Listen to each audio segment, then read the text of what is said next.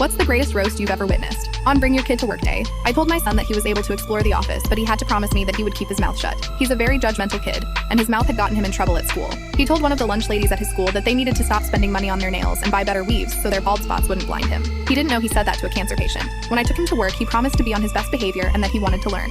I let him go to the coloring event that my boss's secretary was hosting for all the kids. During lunchtime, I picked him up and the secretary kept talking about how smart and charming he was.